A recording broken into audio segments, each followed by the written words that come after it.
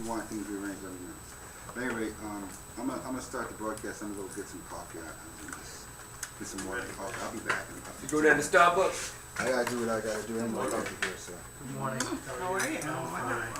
And you're a coffee drinker. Yeah, it's Serious broadcasting, coffee drinker. but the thing of it is I'll race the beginning. So I'm going to take a few Everything everybody says is being recorded right now, so I'll be back in 15 minutes. So did you measure how many people were there last Saturday? And is that an indication of who's gonna go? Oh, I'm sorry. Yeah, I told you. You told me. No, this was just how many people over different parts of the country. So I really listen. People who say they're gonna go Oh, you do know Who where? say they're not going? Yeah, that's where I go. I So don't they, know. just people that are gonna That's go right. and Yeah. some say they are gonna go and they don't follow through. So then they gotta go back to the My brother owns registration. that shop. Yeah. You know, they Oh, call so him Chief. you're I'm collecting gonna go as ahead and get started. yeah. Oh, Okay, folks, we'll go ahead and get started here in the interest of time. As a quick announcement, make it to the Asian Museum, which is right near the Civic Center bus station, because the terracotta warriors are here. The Chinese only let 10 of them out of the country at one time. So go get to see them. Look. and I was just next door to there yesterday and Yeah. another day last week. Still didn't have time to go over there. Okay. But I was at the Rootsarian Museum. Down San Diego? Yeah, San I'm not Jose. San Jose, I'm sorry, San Jose. San Jose. Yesterday. And I was kind of disappointed. Okay, folks, you wanna go ahead and get It's the this? first dynasty, First right? First dynasty. dynasty, right? Yeah, okay. I mean, this is awesome to see I know. these doggone, these warriors. This is just, yeah, I do it on Tuesday, Thursday, yeah. At my gym. Right down. It used to be old Gold's gym. Yeah. Yeah, every Tuesday, Thursday, 4 to 5.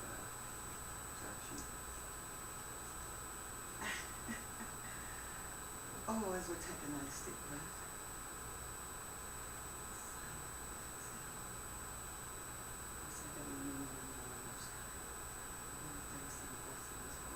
For bringing us here today, for life, health, strength, for these diligent people that are willing to learn. Some of us came early to help set up and get things ready. Give us grace and give us strength to take this information and to hopefully use it to share it with our people, other people. Bless our instructor and all of these diligent people again who are coming for this class. Bless the day. Bless all those that are suffering and in need. Strengthen, bless, and protect. And good morning, peoples. But we're going to do this again in a minute. You know I don't want them to say looking like this. I've been saying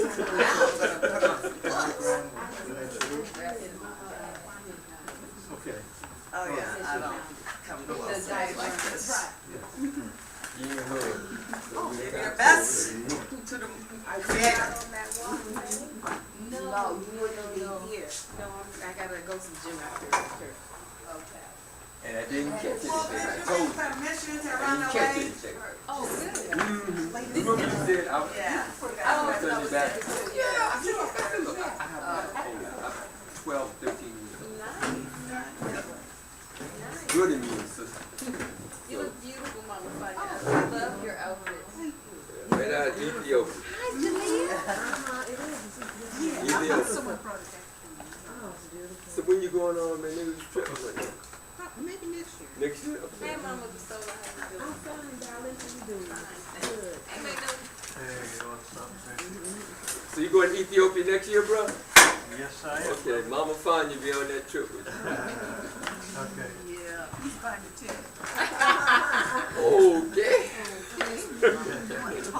So next year, 2014? 2014, right? Yeah. Okay, good to see you all this morning. We'll go ahead and get started. Good to see you all this morning.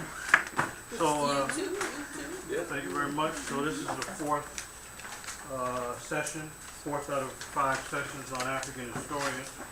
Appreciate you all being diligent and being here and contributing to this focus and discussion. So today I want to have us look at some of the folks who have contributed to our understanding of classical African civilizations. We first started out dealing with historians and scholarship, and then some of the early writers and historians. And I mentioned in our last class 2 weeks ago, I wanted to revisit a couple people because I think they warrant that focus. Because I'd asked you a question for the first assignment to identify the first historian. And there's no, you know what, I forgot his books. I was going to show you the works of George Washington Williams. It's a massive, it's a massive 2-volume works, and I actually forgot them. I'll show them to you next week, but he wrote those works in 1882 and 83, and he had a major influence. But some of you had identified William Cooper Nell, and so I want to just revise a little bit and say that when we look at Carter G. Woodson and others, when they looked at historians who made an impact, the people obviously look at George Washington Williams, but there are 2 people we should look at and give some credit to, and I think you all are correct. So if you chose William Cooper Nell, we can give you, I'll take your papers back, and I'll change the grade to give you a correction on that. Okay, so we'll change that grade. But also William Wells Brown. I don't know if anybody identified William Wells Brown, because although they may not have used all of the approaches of modern high-level people who are professionals in the field, I think we can classify their works as legitimate historical works. But there's also politics as well, because when I review what Carter G. Woodson had to say, his comments are very interesting. So let me just show you, though. So we talked about George Washington Williams. So we've already discussed his contributions, him using various sources of congressional records, newspapers, archives, and his work, History of the Negro Race. I'll bring that next week so you can actually see those works. But also, I mentioned to you that this is William Cooper Nell. And so his works are, I think they're important, as well as William Wells Brown. And so these men, they lived in they're born in the early part of the 19th century, but they, like most of the writers, were looking at the African influence or the African contributions in American wars. So most of them were really driven by that focus. And so the work that came out, and we could consider this a historical work, so let's give credit to Nell, because in 1855 he wrote The Colored Patriots of the American Revolution, and this is his book here. And even though he doesn't really have a bibliography to really speak of, you can tell he's definitely using some original sources in his commentary. So this came out in 1855, so let's consider this a historical work. And so I would agree with Woodson on this point. So here's his actual work, The Colored Patriots of the American Revolution. Does anybody know when that revolution took place? You know, in a few months, people are going to be popping firecrackers here in Oakland illegally, but when exactly was, you know, it's illegal. Yeah, it's illegal. Yeah, you've been doing it, you didn't know? You can get arrested for We that. did it in D.C. and no problem. Yeah, well, in California, it's illegal. Oh, that's California. Okay. Cali. 1776. Okay, 1776 is when the Declaration of Independence was issued, but the actual war started a year earlier. So I don't have my markers today, but the war was from 1775 to 1783. Thank you, brother. I hope it works. Okay. All right. So thank you, brother. So the American Revolutionary War is an 8-year war, and America didn't become independent until September the 3rd, 1783. So those who celebrating July 4th, 1776, this is just when a statement was issued that the American colonies are fighting to become independent. The country is not independent on this day. No country in the world recognized the 13 American colonies as independent. They didn't become independent until the Treaty of Paris was signed. So this is, and by the way, this is no Illuminati type information. This is part of the, you can go to the White House page or the congressional record, and you'll see, or look at the original document, the Treaty of Paris, signed on that day. So since we're thinking about sort of the reevaluation of history and definition of things, and we talk about 1776 is the date that people celebrate because that's the day the Declaration of Independence, etc. And the Declaration of Independence is just that, America saying we are independent. It's a statement in their own affirmation of their freedom. So then 1783 is when other people recognized it, but could it be that people are recognizing that 1776 date because that's the day that the people said, supposedly, that we stood up and I really don't, I'll say that I'm not so concerned about American independence as much as I am about other countries, particularly in Africa, who may have stood up and said, we're independent nations, and from the moment that they said that, they deemed themselves independent, even if they hadn't gotten rid of the French or the Dutch or whomever. As we are evaluating history, can we accept the statements of the people about their own independence? No, because no. Well, you just can't. Wars don't end because people make statements. Like all of us have experience of somebody talking big and bad out in the yard. They can say anything they want. As a matter of fact, they claim what they're gonna do to someone. I'm gonna beat your. That don't matter. The only thing that matters is what happens at the end. So you can claim anything you want, but that's never. So if this meant anything, the war would have stopped here. It doesn't stop here. They're just claiming. So when the war began in April of 1775, the goal was to have representation in the British Parliament. So this phrase that taxation without representation is tyranny, they would say, look, if you're going to tax us, then we should be recognized in the British Parliament. So eventually the war breaks out in April of 1775. At that point, the 13 colonies simply wanted representation. They wanted a spokesperson or two or three in the British Parliament. They said, you can't tax us without us having representation in the British Parliament. So what happens the next year is they simply change their goals from wanting to be included in the British Parliament to now fighting to become an independent country. So this statement doesn't really, it's just a public official announcement of their change of goals, and that's all it meant. But you can't take a pronouncement as fact because people talk all the time. Whether it's in the yard, professional fighters, nobody recognizes that what ends wars is a treaty, a formal agreement, and that's when the Treaty of Paris was signed on this date. So even all of the African nations now, they indicate that they're independent when it was recognized by all, and that there's an agreement signed, not the revolutionaries fighting. So you know what? We're now independent. No, they're just claiming and publicly announcing what they're fighting for. That doesn't stop the war. The enemy doesn't say, you know what? Since you made an announcement, we're going to give it to you. No, it doesn't happen. No, I was thinking more so of the people saying, this is who we are, we're willing to fight for. The fighting ends at a certain time, but The fighting ends when a it's a treaty is signed. significant event. So I hear what you're saying. You can't. This is recognized around the world when a treaty is signed, not when someone makes the announcement. So why do people focus on that? Two things. Just people don't know, and Americans arrogant. That's it. Or I can be more blunt.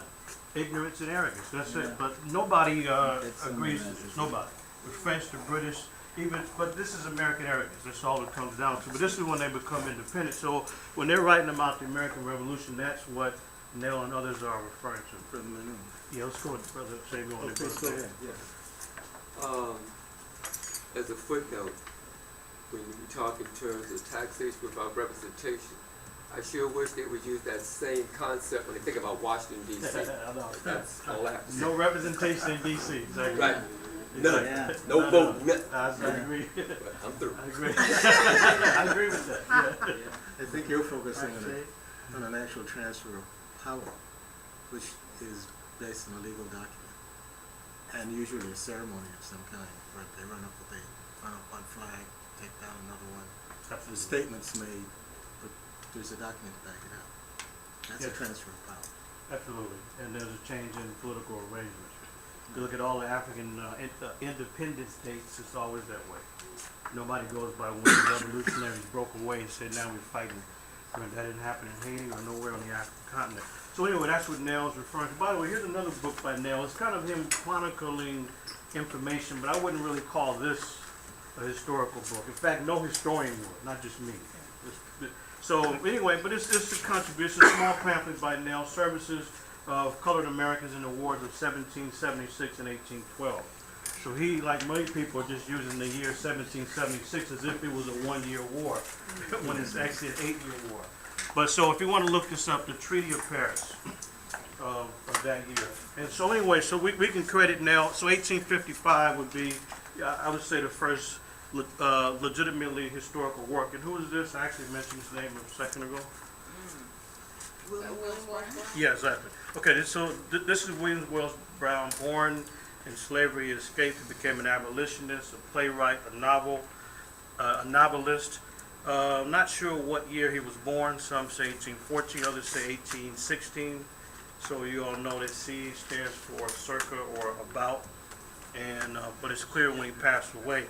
So what Wells did, so he wrote a history. Now he's the first person. Actually, just eliminate this here. That's a typo. But he actually became the first person to write a history of the African American role in all three of America's first wars: the Revolutionary War, which we just talked about.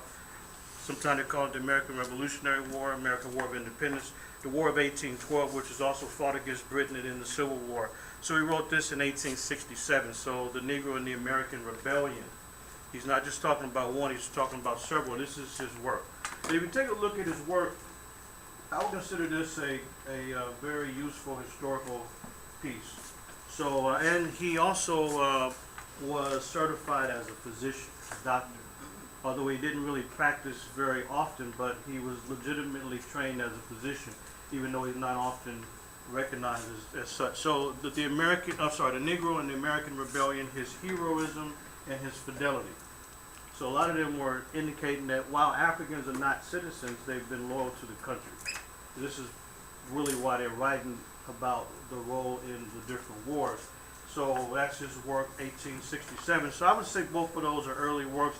Then I think I might have passed this around, but Carter G. Woodson, A Negro in Our History, 1922. And Woodson mentions both of them. He mentions their role, but he doesn't get the right title here. Woodson calls it Colored Patriots of the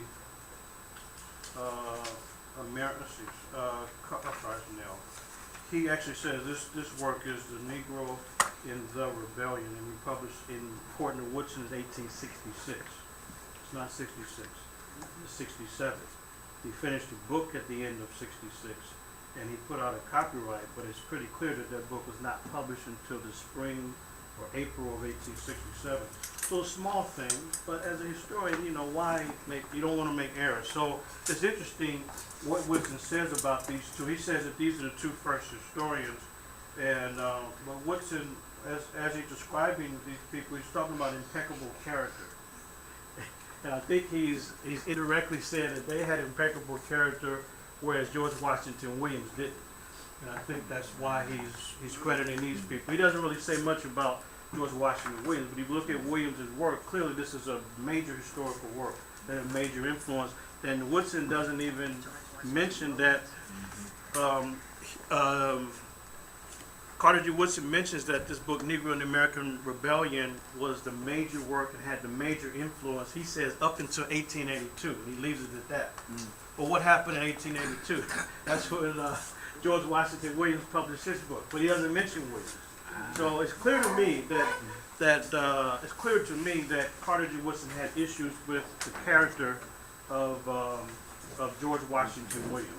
And the knock on Williams was he was a guy that wouldn't pay debts and various other kind of things. Exactly, and I think Woodson is really indirectly saying that and having an issue like many other people. So anyway, I want to just acknowledge these individuals because I think their work are worthy of that. So I don't think any of you chose Williams, but if you did choose, now we'll give you credit for that. But anyway, and these are the works of Williams Wells Brown. So, you know, I couldn't find this one, The Black Man. It's like a small pamphlet. It's the black man, his antecedents, his genius, and his achievements. So what Williams and others were doing was promoting African accomplishments in the during the time of enslavement, in order to show, and even after enslavement. So then he wrote The Negro and the American Rebellion and Rising Sun. I have both of these, but The Black Man is a small pamphlet. It's not really historical work per se, but it is a contribution, and this is part of his contribution. But we would say this one, The Negro and the American Rebellion, this would definitely be, this is the one we're passing around now, is a scholarly work that we should consider a historical work. And so even here, I don't know if you can see it, it says William Wells Brown, M.D. So no one should really leave out the fact that he was physician, because that's what he was officially registered as a physician. He just did other things. He wrote, he traveled, he was in Europe, and so he is not often referred to as a physician, but he certainly was one. Do you recall what medical school he went to? Yes, it's in the first part of the book there. Yeah, his degree is there. I forget offhand, but yeah, he certainly has a legitimate degree. And by the way, this was a reprint. This says 1880 in case somebody says, hey, it doesn't look consistent. No, it was. You can see when it was published in April of 1867. So anyway, let's give credit to those individuals. That was really the main point. But let's move forward. We said that we want to look at Cush, Nubia, and Kemet, and those who talked about these classical African civilizations along the Nile Valley. And we mentioned some of these works. We talked about Drusilla Dunjee Houston and her contribution, writing The Wonderful Ethiopians of the Ancient Kushite Empire. Volume 2 was recently found and published. I showed you that last class. And then we talked about Cheikh Anta Diop and also William Leo Hansberry as well. And Hansberry didn't write books, but his scholarship is legendary. So he's certainly earned the title of the father of African studies, to say the least. And these are some of the courses he taught at Howard. And as you recall, he was honored in the 50th anniversary of him founding the that he is on this. Is it on me? Yeah. Okay, anyway. Okay, it's on me. All right. So anyway, he founded the African Civilization section in 1922. So his students honored him 50 years later. Not Howard University, but his students. And that's when he was honored. But these are some early classes. We talked about that. We also mentioned Chancellor Williams, and he wrote a number of books. The Raven, The Second Agreement with Hell, The Rebirth of African Civilization, and also the classic that Wolsey adopted. So I was saying at the last class that his assistant had contacted me about some of, actually I forgot to put the photo in there to show you the photo. Maybe I can find it here. And so Sister Tracy volunteered to assist with making a connection. Would you like to briefly give an update on that? Sure. Okay. We did. I called him and chit-chatted for a while. Who is it? Ozzy Osbourne. Okay. And he is a photographer, and he was Chancellor Williams's, Dr. Williams's personal assistant as well.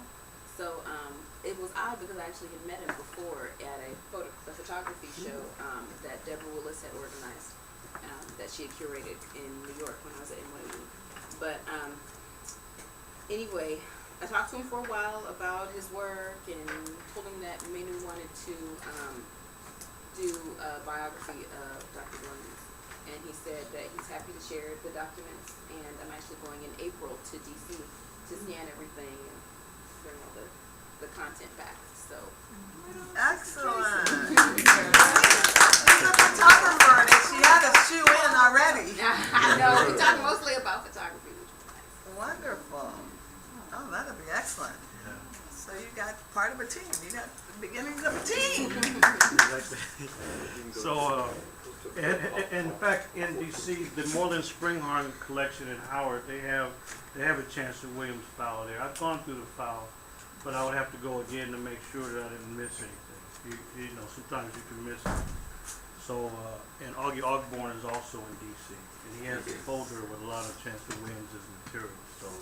So anyway, great pioneer he followed the footsteps of his teacher, William Leo Hansberry, as we talked about last class. He went to Oxford, and he did the research in Africa, 26 nations and 105 different language groups is the work that Chancellor Williams did. He said he said what took me 16 years, I could have did it in 3 to 4 years if I had a team. That when you're dealing with black folks, you wait on a team, then you never get the work done. So he went out, did the work, started to lose his eyesight. So the major 2-volume work was reduced to 1 volume, but it's a classic. And so, and he put this map together. This is the map that I put together, learning from the earlier work, the map of Chancellor Williams, which we discussed. And but Chancellor Williams clearly says this is the greatest of all the issues, not one of, but the greatest issue of looking at these African civilizations in current day Sudan and Egypt, and it goes as far back into antiquity. So that's really what led me in the pursuit of the great Chancellor Williams. And Augie Osborne said he read as he called him, the good doctor's work, and was just, he was taken in by the work. So he said he was so nervous to go meet him in his apartment. He said he wanted to have a signed copy, and he was so nervous to ring the bell. But he said he was glad to meet him, and eventually became an assistant. And he was taking photographs and didn't even know the value of a lot of the photos. So I told him, I said, brother, this is a classic. He said, somebody else said that. Since you're a historian, I'm going to now make a note that this is a classic. So I'll see if I can find that before we leave. The one photo I used that showed him my work on Chancellor. Anyway, we talked about this last week, and I was telling you that when Chancellor Williams talked about future historians doing the work, I plugged in my name. This was not just a generic statement. I took it personal. And so I followed in his footsteps. I went to Oxford, stayed there. I traveled throughout Europe, 11 different countries. I lived in Europe, went to all the museums, institutes, libraries, didn't have any regular income, didn't have a job. People said, how do you do it? I learned how to manage a dime. I wasn't broke, I just didn't have any money. It was a total difference. Yes, indeed. So I stayed for a year, I made things happen, but I was really following the guidelines he laid out, because he says that this is really the most tragic thing, is how we lost the knowledge of these African civilizations. So that's what led me, and this is all in the preview of the book. This is before he even gets to the content. Anyway, so we also talked about the Pharaoh of African Studies, Cheikh Anta Diop, born in Senegal. He came here, I don't know if I said this correctly, I might have misspoke. Whatever year, he came in 1984. He was here in 1984. He came to the States, I might have said 85 or so, but he certainly came in 84. And he's a multi-genius, to say the least, mastered many different fields. And Diop is known because of not only his work to show the high level of civilization in Kemet, but also that the people were not just African. He used the term Black African, because people were saying whoever lived in Africa are African. And Diop went beyond that. So he made important works. This is when we took a break. As you remember, I asked you to list his books, and also not only a list of books that he's written, whether in English or French, but also the list of 11 category analysis that he put forth to indicate and prove and document that the people in Kemet were African. So when we took a break, and you all recall, what are some of the categories again, or some of the books he wrote? Cultural Unity of Africa was one. Okay, Cultural Unity of Black Africa. Pre-colonial Black Africa. Black Africa. Okay, Black Africa, economic, cultural, and political basis of a federated state. And the Cairo Symposium on the peopling of ancient Egypt. Yes. He did with Brother Obey. Okay. He also had the Civilization or Barbarism, Yes, exactly. one of his books. And I don't know if I passed this around, but towards an African Renaissance. Have you all seen this? This is one of Diop's works as well. So in 1948, he wrote a pamphlet, and he asked the question, when can we speak about an African Renaissance? You know, it's a rebirth in the arts and sciences. So and these are just things translated into English, but these are major works. And the categories that he used, I couldn't find. There's a couple of things I couldn't find, but one I couldn't find is the UNESCO pamphlet on that conference in Cairo, the people of ancient Egypt. But the proceedings are published in the General History of Africa, Volume 2. And it was because of Diop that the history of Africa had to be rewritten. Because before this work, the only histories of Africa was written by Cambridge in Oxford. It was always a colonial history. It was a ridiculous colonial history that some people still use. But Diop gathered people from around the world with serious scholarship to say, no, there needs to be a complete rewriting of all of African history. So it doesn't, so it's from so-called prehistory, as they call it, to high-level civilization to the modern time. A major work by UNESCO. And so, and I read this, but let's read it again, about the conclusions of this symposium with 20 of the world's top so-called Egyptologists. And these are the general conclusions by a objective body, that's the UNESCO observers. They say this: although the preparatory working papers sent out by UNESCO gave particulars of what was desired, not all participants had prepared communications comparable with the painstakingly researched contributions of Professors Cheikh Anta Diop and Obinga. There was consequently a real lack of balance in the discussions. In other words, translation, that's academic butt kicking on a world stage. That's exactly what took place. All right. So, Not prepared. You know we amongst a bunch of. okay, so Diop, so we use many different categories. He was a linguist, a mathematician, and so many different things. Looked at other people, and came and looked at themselves. I just want to ask, what were some of the characteristics of when an African Renaissance, when you can say that one is here or beginning or whatever? What did he say were the characteristics? What he says is that when Africans start to look at the past, systematically looking at the past, their contributions, and really to recognize the contributions of Africa in the same context that modern Europe looks at Greece and Rome as the foundation of their modern development. So we're in a Renaissance right now? We're definitely in a Renaissance. And my colleague Obinga and I, we were using that starting about 4 or 5 years ago, something like that. We would say, this is a year, we said every year, January comes around, this is the year of the African Renaissance. I thought he said that last year, well, we're still in the midst of it.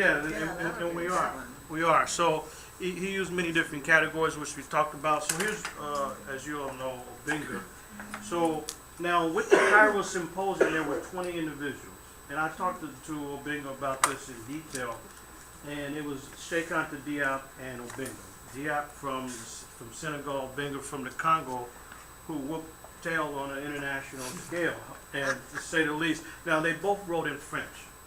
So a lot of their works are not known to English-only readers, unless you collect works in French, and most people don't. But Obinga, his main contribution at the symposium was in the field of linguistics, because this Cairo Symposium, the kind of the sub-part of that conference was the deciphering of the Meroitic script. So deep in the up-south area of Meroe, there's a script that comes from there, the Meroitic script. And this hasn't been fully translated.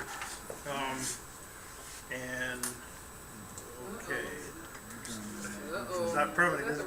I don't know. What is it? Does it say dry erase? Yeah, it should be.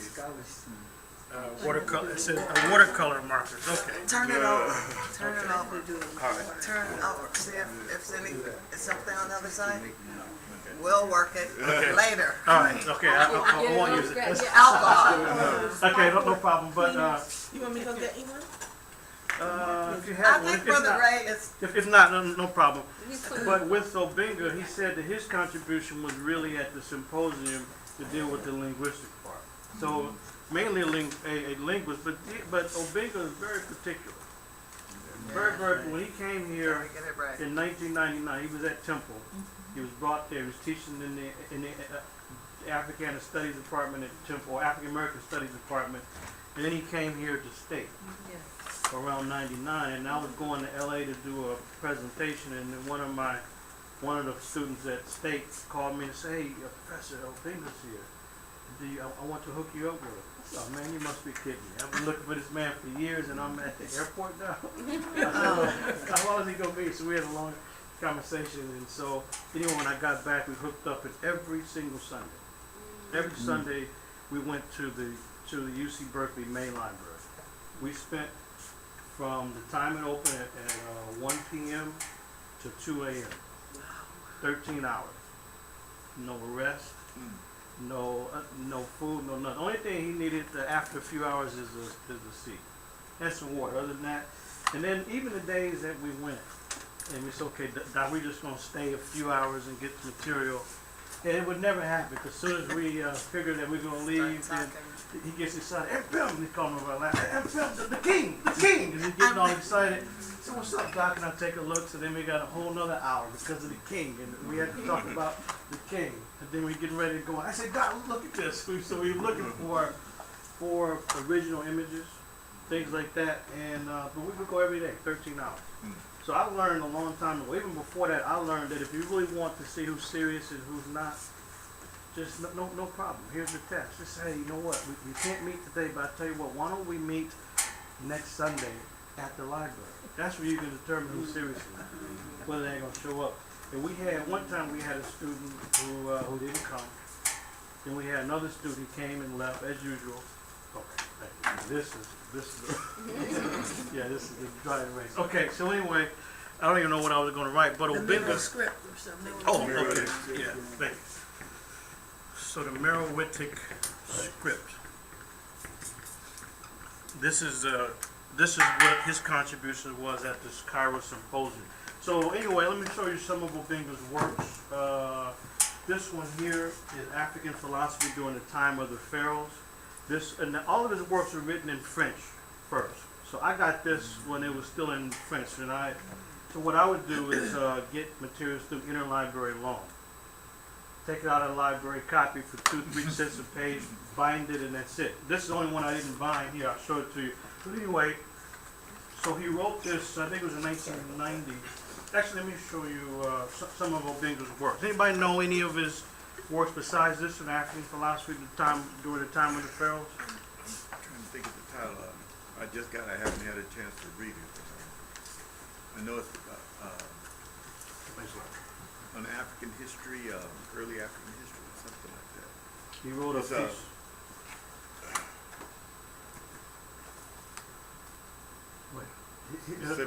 Here's one that was edited, Ancient Egypt and Black Africa. So this is an important contribution. This was written in English. Let me read to you some of the French titles, and then the subtitles, A Student's Handbook for the Study of Ancient Egypt in Philosophy, Linguistics, and Gender Relations. And you know what, Professor, you remember when the whole Ebonics piece kind of blew up around here in the Bay Area? In French. Well, I know he put some things to rest in the Bay Area regarding that issue. Yeah, I mean, he just brought it right home. Yeah. Very much so. And that was written in 1992. But some of his earlier works, translated from French, it says Africa in Antiquity, Pharaonic Egypt and Black Africa. That was 1973. Also, this has been, no one has it still in French, this other one here. Pre-colonial Central Africa. I have that book. That was in 1974. Then he wrote on different traditional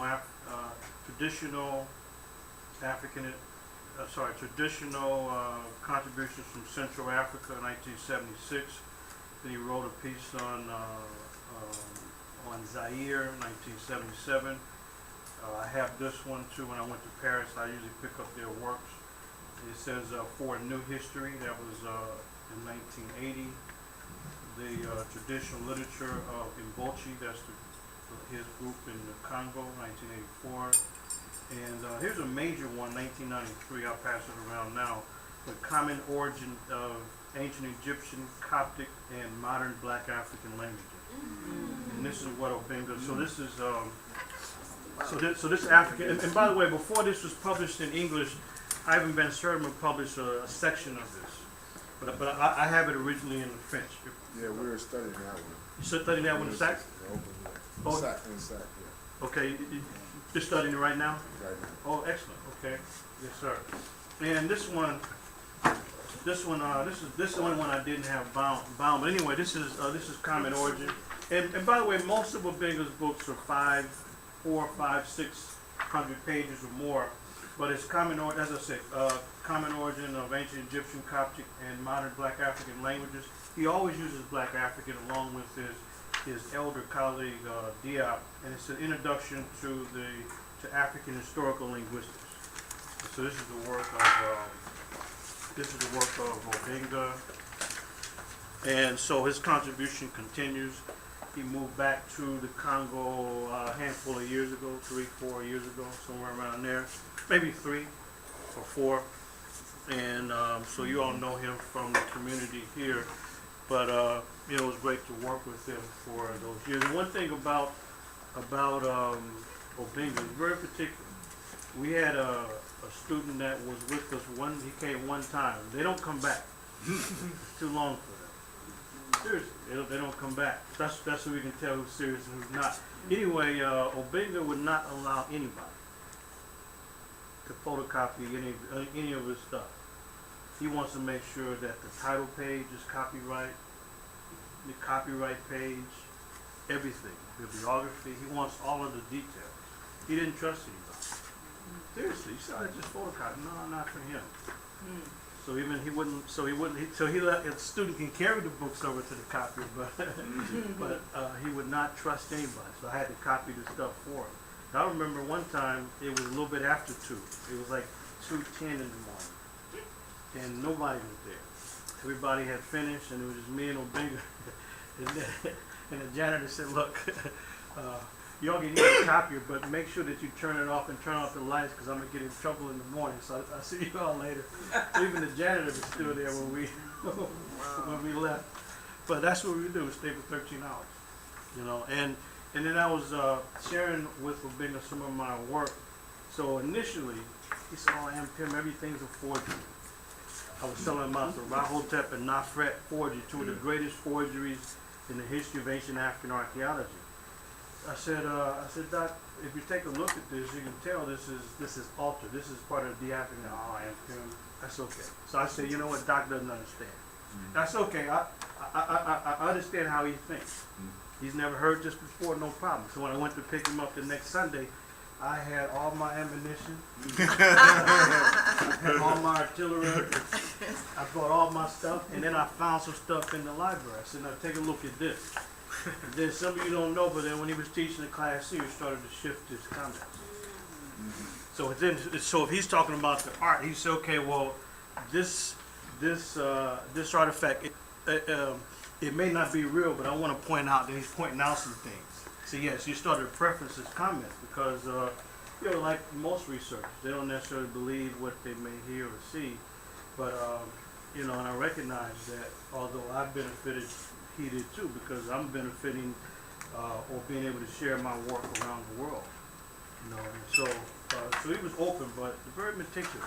Like I said, he would not let anybody even photocopy his stuff. It's become rather commonplace in certain arenas to make clear distinctions between Kemet and the cultures of West Africa, as if they're competing for the stage, so to speak. And the implication being to study one really doesn't inform you about the other. And I was very interested in Dr. Obinga's interest in merging the languages, Medu-Neter and Wolof. They show the similarities between them as a bridge for people who make this kind of categorization. Did you have a chance to discuss that with him? Did he consider this exploratory, or was he actually convinced that the languages were that similar? Yeah, he was.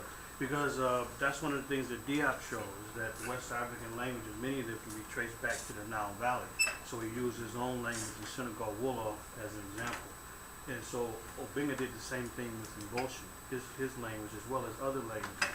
So Obinga was totally convinced that there was a genetic connection, and he also challenged this categorization by Greenberg, the languages of Africa. So Diop, I think Common Origin, I'm pretty sure he has his own categorization that he challenges Greenberg, because he challenges the Afro-Asiatic linguistic categories. So why do you say Asiatic when these are clearly African languages that are genetically connected to other African languages? Yeah, it was confusing category and misrepresentation. So Obinga really focused a lot on that. A lot of his work is linguistic, but not only that, but it's also the high level civilization as well, because African philosophy is dealing with, and that's one of the things they're able to do is read the original Meta-Netra text and give a chematologist's perspective on high-level contributions dealing with the scientific documentation on the origin of the universe and looking at mathematical texts. So he really follows Diop. And one thing I remember he told me, he said, you know what, we all followed Diop, but he said he probably followed Diop a little bit too closely in the early years. And many people today, unfortunately, they use Diop's work not as a springboard, but as a mattress to lay down and that's it. Right. It's over. No, it's not over. You know, Diop didn't understand everything. Diop has in some of his work, even though he's the pharaoh of African studies, where he has art in there that he doesn't understand very well. Because he's not really questioning the authenticity of the art. He's just simply making a point. So, I'm trying to think what book it is. If you look at the General History of Africa, in there he has a lot of the images that he used in his argumentation to show, like he uses the Narma image, which is in the Petrie collection in London, and he uses other images. Terra Nation. Yeah, he used that, but he also used an image that's clearly a forged image. He doesn't really know it. You know, so anybody's work can be refined. So when Obenga mentioned that, it's not odd to me, you know, because Obenga and others, they're not really looking at if something is a fake or forgery or what's been altered. They're looking at evidence to show that the civilization of Kemet was, as they would say, Black African. That's really what they were looking at. So I added a whole other piece to what they were adding. But his contribution continues. So he's one of the great linguists who've made a great So he emerged at that Cairo Symposium in 1974. He was still very young. You know, he was only 40 or something at the time. What was that name you gave? Professor Manning, isn't he also developing a university? I heard that he was trying to start a university, come with a manufacturer. That was discussed here, and Brother Davis was there. I don't know if anybody else here, but I don't know how far you were there. At a house in Richmond. Yeah, but I don't know how far that's gone. Yes, I don't know how far. This land his father left. We say? The land that his father That his left. father left him? Yeah, I'm not sure if that's gone very far. There was a war on at the time. We say? There was a war on at the time. Yeah, yeah. And it's still issues. There's major issues in Congo now. Major issues. What was the name you gave of the categorization that he was challenging? What was the man's name? Linguistic categorization. His name is Greenberg. Greenberg. Joseph Greenberg. And Joseph Greenberg's work is the languages of Africa. And people assume, as they normally do, that some white boy is some authority. Based on what? He might have been an original writer, early writer, but it doesn't make him some authority. Glad these guys are being challenged, you know. It's Finally. Successfully. Exactly. And because, like, for example, if you read the UNESCO conclusions, that these people were arguing, it was pretty much a agreed upon quote unquote fact that the founders of Kemet were Caucasoid. That before that symposium, that was generally agreed upon. After Diop handed it behind to him with a bow and ribbon on a platter to give him their behind back as a gift. After he did that, then they abandoned the Caucasoid position and then retreated to a mixed position with no new data. They never had any data. How do you go from Caucasoid to now mixed and you never have any data for either position? So that's when the mixed origins idea came about. But they were thoroughly whooped and defeated. So anyway, so Obenga's work continues. He is respected in different areas, whether it's the U.S., the Caribbean, whether it's places like London, Paris, North America, because of his work. And they have a journal. Anybody know the name of the journal that he helps to co-edit? It comes out every quarter. It's the UNC. Yeah, the UNC Review. It's UNC Review that comes out. And so, and wherever he goes, he's focusing on scholarship. Even when he was at San Francisco State, he had the students publish the Imhotep Journal. And they have not had such a journal since. He organized the students. Yeah, I got one of them. You got one this year? I went with him that time to one of the elections. They were going over the book. He gave me one. Okay. I was like, let's do that. Yes, now it's You know, it's important. And it only published during the time he was here. So anyway, that's Bingham contribution to look at Kemet as an African civilization. So he at Diop didn't really look further south too much. They mainly were looking at Egypt or Kemet as a battlefield. Now also John Jackson came here. Some of you may remember he spoke here at Wolsey. He spoke at Marcus Books. And John Jackson, anybody know and he was based in Chicago. Anybody know some of the works of Jackson? Yeah. The introduction to African civilization. This one? Man, God, and civilization. This one? Christianity before Christ. Absolutely. There was one other one. Did he do that one? That pamphlet on Ethiopia? Yes, he did. But there's one other one. Of civilization. All the above. Yeah, he did. What was the name of the one you said before? Christianity Before Christ. And there was another one. Can't think of it. There might be some titles. Let's see. So these are the ones. He did the pagan origins of the Christ myth. So his first book, John Jackson, 1938, Christianity Before Christ. So I have that one. Ethiopian Origin of Civilization. I mentioned that I think before. 1939, Pagan Origins of the Christ Myth, 1941. And he also did the Introduction to African Civilizations in 1937, this one here. So John Jackson was an important pioneer. Now his work, by the way, is not really, his work is not really to look at first-hand sources. He doesn't do first-hand research. What Jackson, he came from the school of folks who would look at major writers, major works, and just kind of compile what so-called authorities said. And so it's the old method of, okay, there might be 50 works out there, and I'm going to choose the 10 or 12 that I agree with and compile a story. That's the method of John Jackson. He doesn't read, most of them don't read, of course, Obenga and Diop, they do, but most others didn't read the Meta Netra. They didn't go to the actual sites, but he's really looking at a large body of material. But an important contribution, because we didn't know these things before John Jackson started to publish this work on early African contributions. So I think I might have passed this around, but this Ethiopia and the origin of civilization and man, and in fact, Man, God, and Civilization is one of the first books I read. Very important. He looks at Ethiopia first. He looks at Ethiopia first, but he also looks at the story of Asar and how he resurrected. And that's when I learned about the world's 16 crucified saviors from John Jackson's work. So, very important contribution, John Glover Jackson. And when he came here, he really was bitter. He said that black folks have the mentality of a mule. Yeah, that we had the mentality of a mule. That and he was actually questioned if he had to do it all over again, would he? He said, no, I wouldn't. Too much of a struggle. These people have the mentality of a mule. We tell them all this and look at their behavior. So really bitter towards the end of his life. Lost his patience. Oh, he had no patience with us. He was done. He was totally done. Oh, Was he done? Yeah. Just give me 1 second. It's so unfortunate. haven't changed. It's not that bad. Worse. It's not that bad. Gotten worse. We're both bad and good. Still hope. Oh yeah, sure it is. Look at us. Oh yeah. Yeah. As soon as a pig starts flying.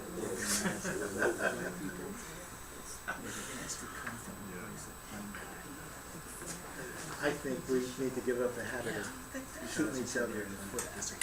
We love We it get too too much much. fun out of it. We love it too much. It's so destructive.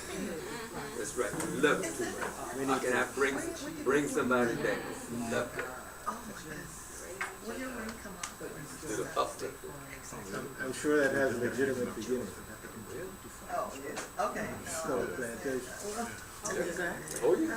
Oh yeah. We used to get kudos for doing that. Still do. It may not be true, but there's a lot to the Willie Lake syndrome. A lot to it. No, I was just going to say very quickly that One way of becoming real vulnerable as a scholar is to base your work on secondary sources. Because that work is only as good as those sources, right? Correct. And if they're not good ones, you're in Correct. trouble. No, absolutely. And so John Jackson, very important contributions but in the early 20th century. But the work is secondary. I mean, it's based on secondhand information. So secondhand information can't be just dismissed outright. But if that's all you rely on, Brother David said, it's going to be more vulnerable. You're going to make more errors. So it's nothing more important than going directly to the source. That's the most powerful weapon against the distortion of African history, going to the source. That's why, and that's why I've done that, because I understand that. I understand it. But he was bitter when he came here. I forget exactly the year, but very bitter about the fact that we just didn't do anything with the information. Would you do it again? Definitely not. And he's not the only one that thought that way. Clark, Ben, they said the same thing. And they taught me a lot when I heard that all of them felt the same way, would not do this again. But I thought about it. Yeah, go ahead. And Randall Robinson left the country. And went to St. Croix. St. Croix. Yeah. said, Croix "Hell with with his family. So did that inspire one of your books, Professor, African Community Development, going beyond the lecture model? It did. Okay. And it also inspired me to put together a correspondence course too, because Ben and Clark was saying, you know what, all this work, we wouldn't do it again. Look who's following us. They said no one's even coming behind us. Right. Wow. Right. That's What's okay. your brother's name in Florida? He's bitter as well. He's at Florida State, I believe. Oh, Naeem Akbar? Yeah. Naeem's good? He's bitter about what? He's bitter about the behavior, like Brother Samuel says, about us learning and studying. Coming forward, like you say now, there's nobody coming behind us. He's bitter about the lack of participation in study, as well as the Society of African Americans in Immigration. I've seen him say that on YouTube. I hear you. But you know what I would say, when I first heard that Ben and Clark said, you know what, all this struggle is really for naught. That they wouldn't do it again. I know that was Jackson's point of view. It's okay, well, if there's nobody following behind you, as long as you've been on the scene, then you can only blame yourself, because what institution have you put together? Who have you mentored? So it can only be your fault. So Yeah. it's all ego, bro. Huh? It's ego. There's no doubt. On both sides. Everything boils down to being a personal issue with the person, not with the word. If I don't like the scholar personally, then I dismiss the word. This is just backwards. It's been that way, and that's what I was pointing out. It seems to me that's what Woodson is doing regarding George Washington Williams. He's not really separating a man's character from his contributions. I mean, to see that people across the board that had issues with Williams doesn't discount. That's why I want to bring in and let you see how massive this man's work is. You know, so I mean, as massive as that book is, 2 volumes. Yeah, I mean, it's major. So it is ego. But those guys say, you know, what institutions have they put together? Right. So that's a legitimate question. But isn't it unrealistic expectations too, and don't we suffer from that? Because we see what the terrible conditions that our people are in, and because we have been able to get a little bit of insight about a better way to live, then we wonder, oh, why are they still there? And I think it's unrealistic expectations, and because we talk about the depth of the psychological destruction, but then we expect the change to happen immediately. And anytime you do scholarly work, it's never lost, because they said they wouldn't do it if they had to do it again. But it's valuable for us right now. Yeah. That's true. No, you're right. That's a good point. Right, she's absolutely right about that work not being in vain. That work is dear. Yeah. You know, so hopefully they can take some solace in that their work is dear and exists, ongoing. But I think that same dynamic is played out with Garvey, and Dubois, in that there is the scholarly aspect, but then there's also that ground level, grassroots, in the gutter kind of organizing skill that has to be applied together, you know, to get that following up and going. And so I think that was part of the problem that we're dealing with right now. We just don't have that component to it. We got the scholarship work, but that on the ground organizing to feed it to people, we haven't really got that together yet. That's true. When you say, may I ask a question? Yeah. When you say we, do you mean the scholars or do you mean the organizers? Or the I mean, scholar activists, because that's a skill. Pan-Africans. That's a skill set. Right. I'm thinking of Most people people don't that have. think of themselves as Pan-Africans. Yeah, but you're talking about scholars right now, and expectations. And scholars are primarily scholars. I mean, they spend most of their candlelight Exactly. doing that, and it's rare that you find a scholar who's also a talented activist. That's a combination that most scholars don't have. That's my point. But they And have so to find a expect- basis for that merging. I understand, the basis, that's a big word. It's also abstract right now. If you work with scholars, you get to understand that most of them actually shy away from being organizers because that's not what they chose to do. They're often forced into it by circumstance. Find themselves on a campus, the students are there, they're complaining, they're organizing, and they turn to their elder for help. Sometimes the elder is actually a person who's hired to give them the help, and that person is sometimes a scholar, but very often not a scholar, more like an uncle on campus or an auntie to keep things quiet. So skill sets are important, and to expect the scholar activist to be a general characteristic of scholars, I think maybe is a little much. Well, maybe you're correct that is also an unrealistic expectation. But I think what is prefaced here is the necessity of us growing to that point where we do merge the two, the knowledge base with the activism. No matter, I mean, and then as scholars, we have to be aware of that because this is activism here. And this is a scholar here. Manu is a scholar. I would agree that. And this is activism. I'll agree this is a good So we have to learn how to do that. Two things. Or I agree. three or four things. So 1 and 2? Yeah. I heard one scholar say something to me, even though she lacked all these credentials. Colored folks ain't ready. And I don't know when we're ever gonna get ready. We had Marcus Garvey, okay? I don't know anyone who's been any greater than Marcus Garvey, but yet look at us today. That's all I got to say.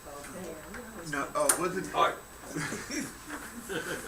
Was it? Pack it in and go back. Wasn't John Jackson? Wasn't he a regular contributor to either Atheist magazine or the Humanist magazine? Yeah, the humanist. He was an avowed atheist. Yeah. He was a definite atheist. So they published a lot of his works. So he was definitely an atheist. There was a, Let's go. Let's go 1 and 2, then I'm gonna move on. Yeah. Speaking about the activist and a scholar, out of that evolves a place like Rosé. You have scholars that have come to offer the knowledge and the study, and people come because of the institution is built by people who are activists, who are visionaries in a way, to have a place where we could have a school and a spiritual institution. So I see that as a part of what our activism has done since 1980.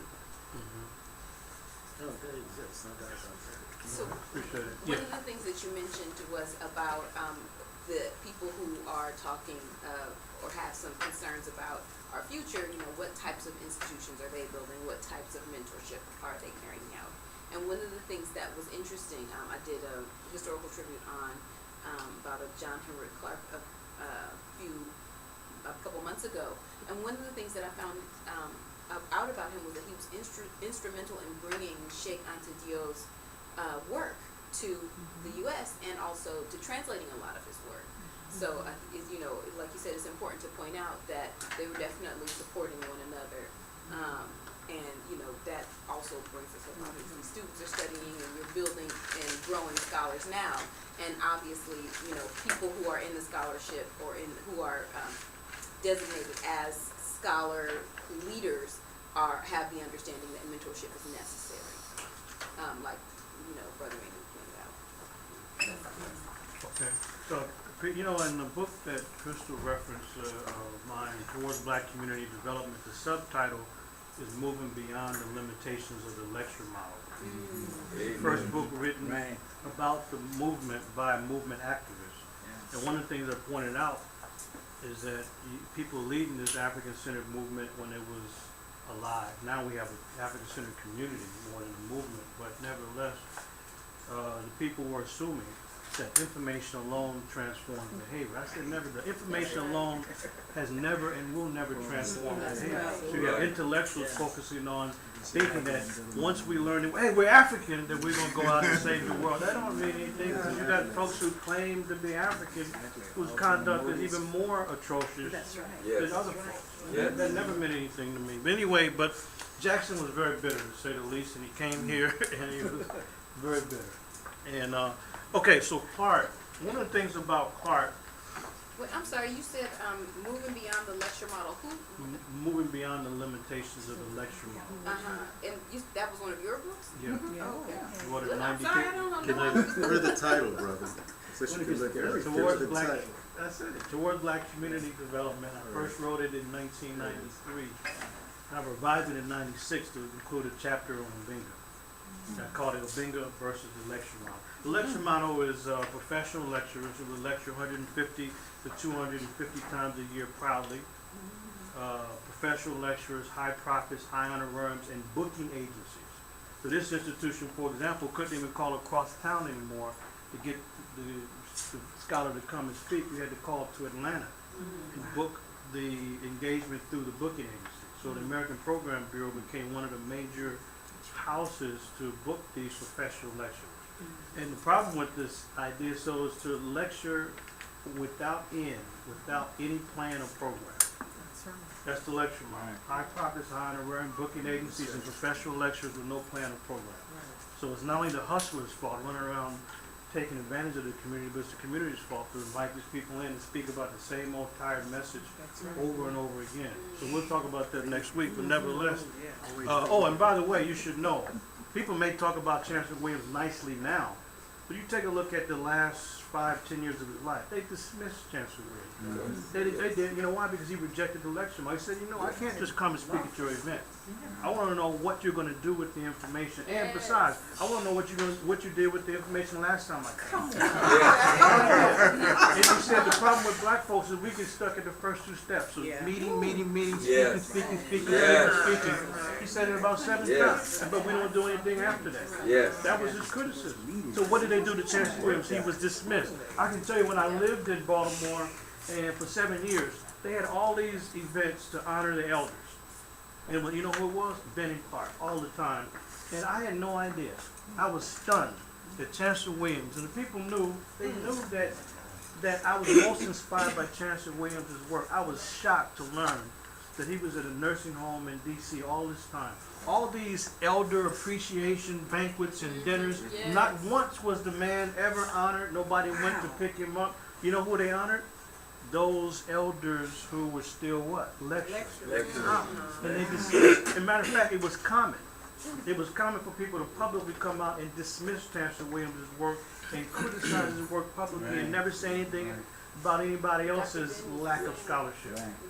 This is very common. Now it's because, you know, it's like Dr. King. So he was hated then. They're giving him a holiday now, so it sounds like they were champions of his cause, and they weren't. You know, in fact, even Clark criticized the folks in D.C. Said, you all should be ashamed of yourself. You should have at least gone to the man's room at the nursing home and read to him. You could have at least brought him to the event. Nobody did that. You go back and look at the mid-'80s in D.C., late 80s, early 90s. This complete disrespect. I was shocked. Yes. when Why I is that, learned that he brother? had passed away. Give us your sense of why this happens. Because it's been repeated over and over and over again. Because of the fact Why does this happen? because the folks valued only those people who were coming in to give another lecture. To be entertained? Is that what It's just all about entertainment. It's about African self-esteem being so low and limited that I need to feel good about it. It's just feel good events. I want to hear something nice about black folks. And Chancellor Williams come in talking about what needs to be done. All the meeting, speaking. What else are you going to do? And he included a master plan in his major work. Absolutely. And I'd just like to share just a brief story that I actually had the opportunity to call and speak with Dr. Chancellor Okay, Williams in good. the 80s. The word had come through that he was in a home and that he could be reached at this number. I called him, he answered the phone, and his voice was very soft and very quiet, and I had a sense that he may be tiring, but I did have the opportunity to share with him how much that we here at the Wosa community enjoyed his book, how much I personally enjoyed his book. Thanked him for having written it, the great contribution, the impact that he made. So I was able to share that with him, and I feel very, very good about having that opportunity. Well, Dr. Clark was a historian, even though he didn't receive any degree. So when people called him Dr. Clark, they were giving him an honorary title because of what he knew.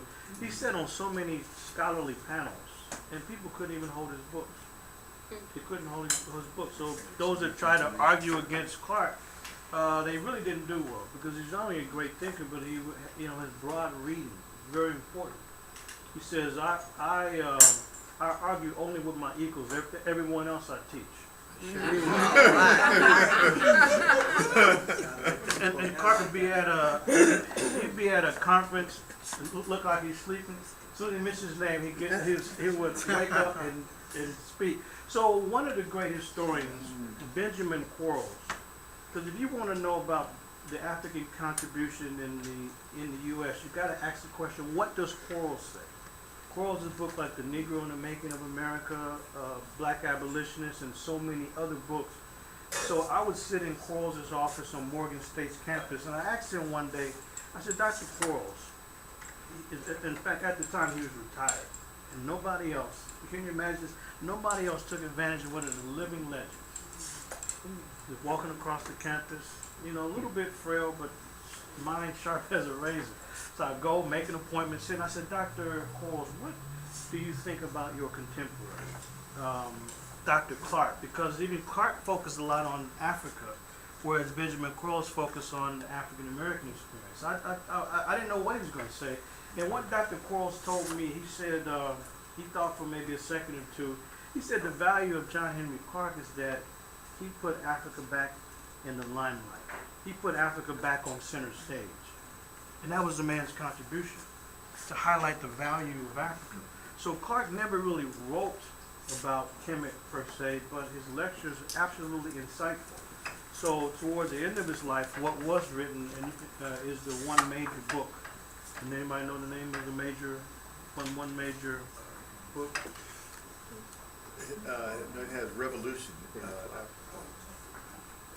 It's Africa at the Crossroads. Yeah, Africa at the Crossroads. And so, Clark, and Clark was, part of the founding of ASCAC, the Association for the Study of Classical African Civilizations, and other elders. But Clark's contribution is really set in stone. And by the way, he changed his name. It was Henry, not Henrik, and it was no E on the end, but he was a part of the communist movement. So he changed his name in order to change his identity, because they were after him as a communist. Exactly. They're after him as a communist, so he just, and it worked. Just from Henry to Henrik, and then he added the E. But anyway, his contribution looking at classical Africa was important. So you look at the early days of ASCAC, which was founded in 1984, you can see the contributions and the guidance of John Henry Clark. So he definitely must be given credit as an early historian looking at classical Africa. But again, he too did not do first-hand research, but his contribution is important because Clark, like John Jackson and others, they would look at prominent or key secondhand works and compile a story. And that's what he was able to do. So, of course, Dr. Ben, Joseph Ben Buchanan is still around. And these were like brothers, Clark and Ben. And so John Henry Clark was born January the 1st. And Dr. Ben born December 31st. So he's still around. He's in New York now. So his parents from Puerto Rico and Ethiopia. And so now his birthday will be December 31st. So that'll put him at 95 this year. And he also is having health challenges. He's been having health challenges for a long time. Right. So And it would have, oh, I was gonna say, so if we, just like we shook our heads about how people didn't support Chancellor Williams, we have an opportunity to make up for that with Dr. Ben. we do. The challenge is this. A lot of people have asked me about Dr. Ben and this and that, but it's hard to know because there's been several emails, several people claiming to be caretakers. Right. I had somebody call me from, I think, Texas saying, what can he do to get Ben there? I said, that's not going to happen, to take care of him. And in fact, Leonard Jeffries is a close relationship with Ben, and Jeffrey said the reason why Ben is still among us because of this arrogance. So I'm not going into it. But we must credit Ben because Ben was the pioneer who forced us, who dragged us back to the Nile Valley and make us drink from the sacred waters. He did that. He was leading 2 tours a year to Kenya before anybody else made it popular. So then some of his works, like the African origin of major Western religions, Judaism, Christianity, and Islam, that's made a major contribution. This was, and then I'm looking at Tutton Rob Marple, this guy in New Jersey that used to publish his work. This was 1970. He wrote a lot of different pamphlets, like this one here, Understanding the African Philosophical Concept Behind the Diagram of the Law of Opposites. And this is 1975. Many of his works dealing with Kemet, but his major work on Kemet was Black Man of the Nile and His Family, 1981. And these books, really major books. The quality was so-so, but in terms of him looking at Kemet and the Nile Valley, and then he's the one that was looking south before it was popular, dealing with Nubia. So whenever someone went on this tour, then you had to go to the Nubian village. But don't bring any secondhand dirty clothes, but new clothes. Respect them.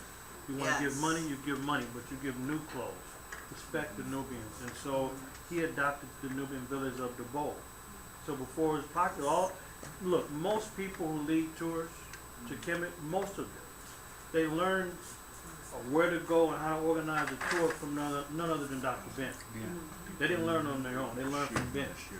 Now, I lead tours too, but from my point of view is different. I'll talk about that next week.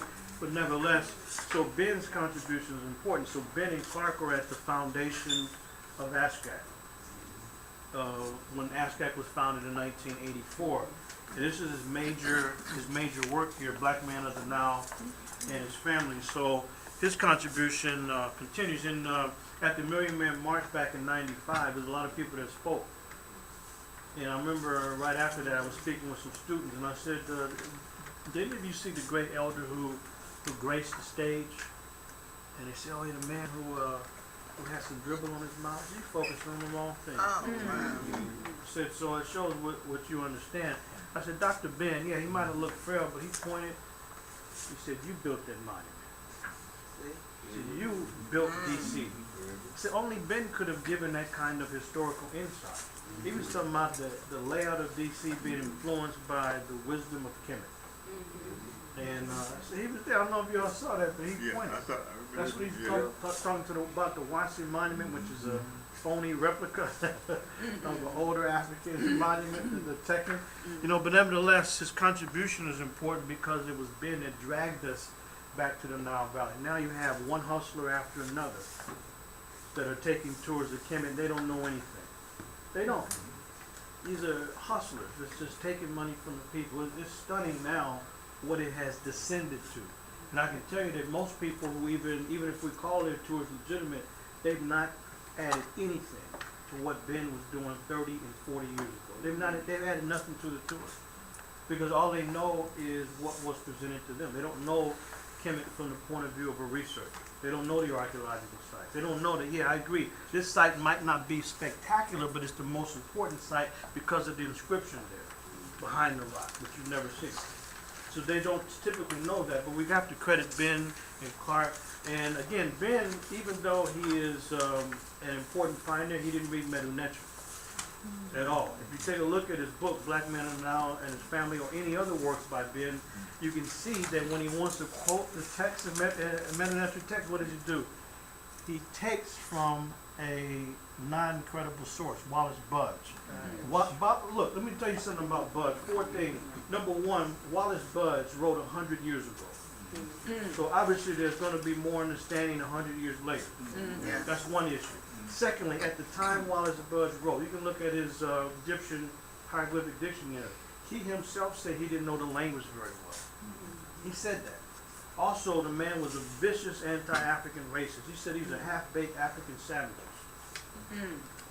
And so that's why professionals don't use Budge. So, but anyway, but Ben takes Budge's work and imposes it intact. You can even see that it's just a cut and paste. This is before the computer age, and the script or the type is different. Even the font type is different because he's just lifting from Budge. So that's not to disparage his work. It's just to say that even this great pioneer didn't know certain things, so there's more work to be done. I'll just end and say this. When I returned from Europe, I was in Baltimore at everyone's place. I was getting some books, and I was just telling my brother I just came back from a year's worth of work. And so he thought about it. He said, "Brother, did you say you just came back from Europe?" I said, "Yeah." He said, "Why would you go to Europe or anywhere else when Dr. Ben has done all the work?" He said, "There's nothing more to do." You know, it's the only time in my career, you know what I did in response to that? I walked away. You know what? Some things you don't even talk about. That was one of the most ridiculous comments imaginable. So all the work's done. So this man using Ben's work like some have used Diop's work as a mattress to lie down as opposed to a springboard. But anyway, but these are some of the more important, prominent folks who've contributed to our knowledge, and we must honor them for their work, but also see where adjustments can be made. So next week, the last week, I want to focus on where we are now and where do we go from here. So they are contemporary, they're not all scholars, they never will be. They're contemporary lecturers, few scholars, and lecturers around. So we need to talk about where we are, what needs to be done. Because there's some people who've made a name for themselves. And by the way, I know that before you all you said that you weren't aware of this this video. I'm not going to call it a documentary because it's not that. Hidden Colors. Let me show you how outrageous it is, how criminal it is. Just so you'll know that anybody's promoting that, they really don't have a good understanding. I'm going to show you that it's hustlers and let me be frank, pimps involved in this this low-level production, but that's where we are, is at that level, and you'll see how much work we really have to be done.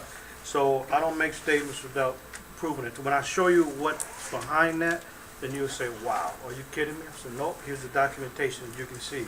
So let's be prepared next week, please, to discuss where we are and where do we go from here. So any current names you're aware of, any current work, any current organization. I would say that I did mention 1984. So we have to discuss that year and what happened with the emergence of Kemet as a prime focus for African scholars and lecturers. And I'm making a distinction between those groups. And then, because we also had the second Nile Valley Conference in September of 2011 in Atlanta. First time after 27 years. And I was the opening keynote presenter at that event. So we need to talk about that so we're all on the same page. So we're past our time, so yes. Will you specifically say something about Afrocentrism as a cottage industry, as a business? Yes, for sure. And that's what my book discusses towards black community. It is a business. And unfortunately, you got more and more people who are reaping the profits at the expense of the community. I'll show you, maybe I'll gather a few of the ridiculous emails that I received. Maybe I'll take the name off and then you can still look at the. Was the Museum of Rosa Carcy and whoever, Rosa would that be Crucian. one of them? No, the Rosicrucian, no, we want to look at those efforts inside our community. The Rosicrucian Museum is by those outside the community who are masquerading in the African tradition. Yeah, That's for all. sure. That's all they're doing. They're At the Ice masquerading. Palace. These people are ridiculous. Okay, folks, thank you for the hotel. Thank you. Thank you, thank you. You're welcome.